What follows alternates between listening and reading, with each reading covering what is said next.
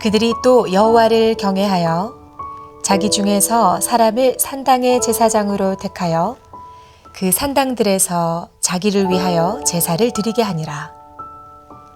이와 같이 그들이 여호와도 경외하고 또한 어디서부터 옮겨왔든지 그 민족의 풍속대로 자기의 신들도 섬겼더라. 그들이 오늘까지 이전 풍속대로 행하여 여호와를 경외하지 아니하며 또 여호와께서 이스라엘이라 이름을 주신 야곱의 자손에게 명령하신 율례와 법도와 율법과 계명을 준행하지 아니하는도다.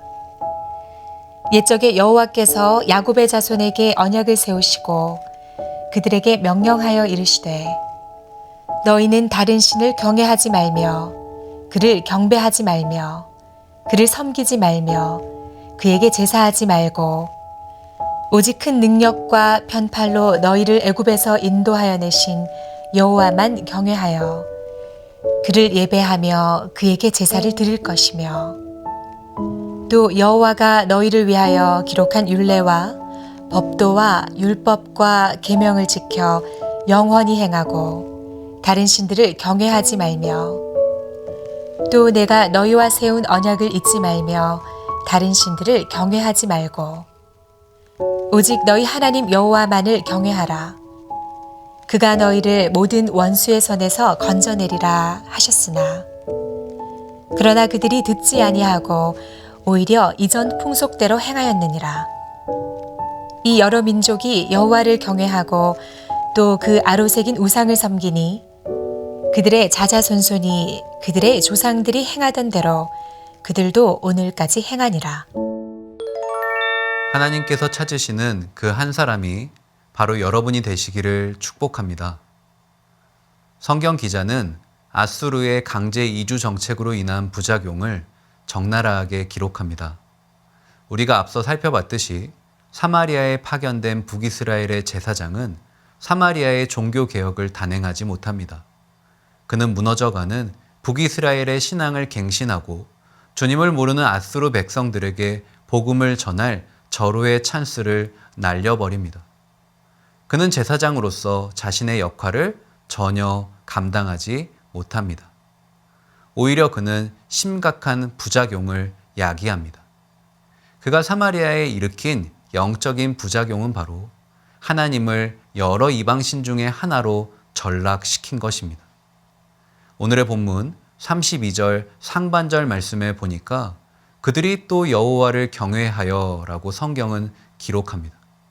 여기서 그들은 사마리아에 이주한 아수르 백성들을 뜻합니다. 아수르 백성들이 하나님을 경외한다는 믿을 수 없는 내용을 성경은 기록하죠. 하지만 그들의 신앙은 철저히 왜곡되었습니다. 이러한 내용이 오늘의 본문 33절 말씀에 잘 나타납니다. 제가 읽어드리겠습니다.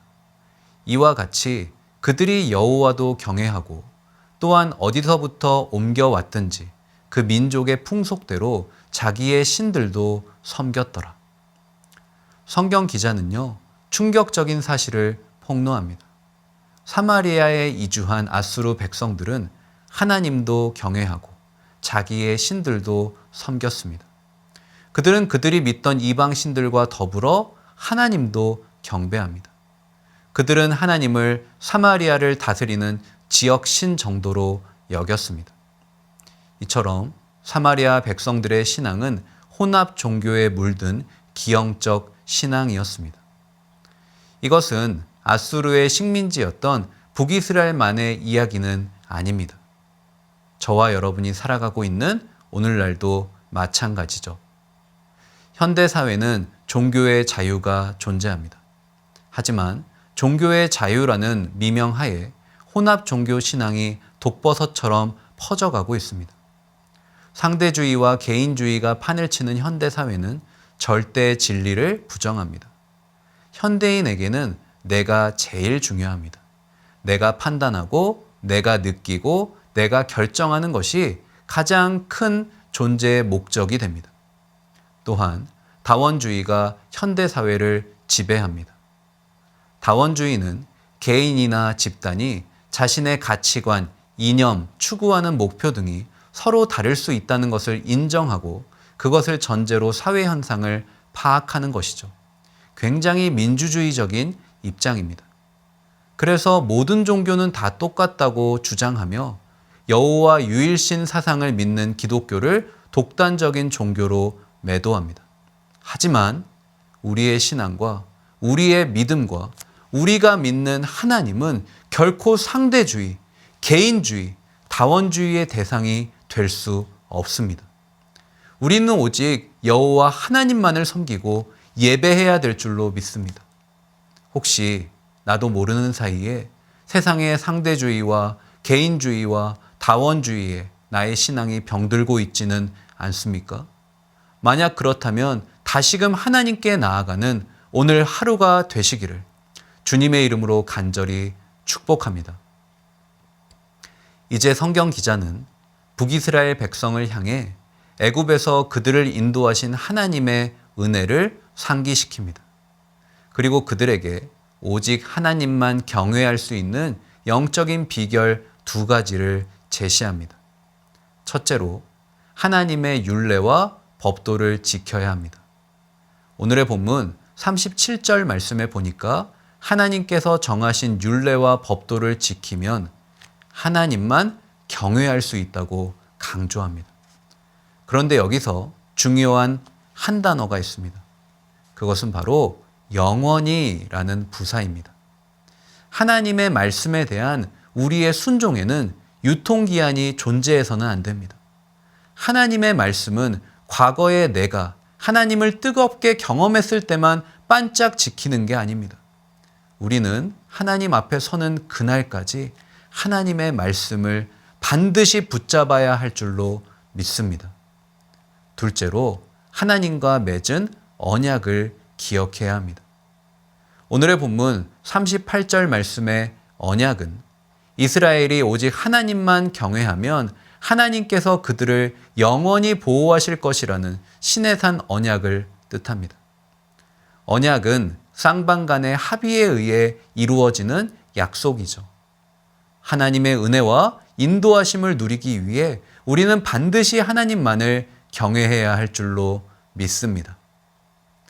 하나님께서는 하나님을 부정하는 혼합 종교로 얼룩진 이 세상 속에서 오직 하나님만 섬길 한 사람을 찾으십니다. 한 사람의 용기 있는 믿음이 가정과 공동체를 살립니다. 한 사람의 흔들리지 않는 신념이 죄악으로 물든 사회에 희망을 던집니다. 한 사람의 타협하지 않는 신앙이 이 세상에 타협한 크리스찬들을 부끄럽게 합니다. 사랑하는 여러분, 한 사람이 중요합니다. 믿는 자 한 사람이 하나님을 향한 이 세상의 공격을 무너뜨립니다. 믿는 자 한 사람이 우상으로 가득한 이 세상을 비추는 하나님의 영광의 빛이 될 줄로 믿습니다. 저는 이 자리에 있는 저와 여러분이 하나님께서 찾으시는 그 한 사람이 되시길 주님의 이름으로 간절히 축복합니다. 다 함께 기도하겠습니다. 하나님, 오늘 말씀을 통해서 이 세상 가운데 혼합 종교의 영적인 공격이 있음을 깨닫습니다. 하나님을 유일한 신으로 모시고 절대적으로 타협하지 않고 믿음의 길을 걸어가야 하지만 이 세상은 여러 신 중에 하나로, 이방 신들 중에 하나로 하나님을 여기며 살아가라고 말합니다. 아버지, 혹여나 내 마음속에 하나님 이외의 것이 하나님을 바라보는데 뒤섞여 있다면 그 모든 것을 제하고 오직 하나님께만 집중하는 순수 신앙을 회복하는 오늘 하루가 되게 하여 주시옵소서. 그래서 오직 하나님의 나라와 영광을 위해서 믿음의 길을 걸어갈 때 하나님께서 바로 찾으시는 그 한 사람이 내가 되는 아름답고 복된 날이 되게 하여 주시옵소서. 예수님의 이름으로 간절히 기도합니다. 아멘.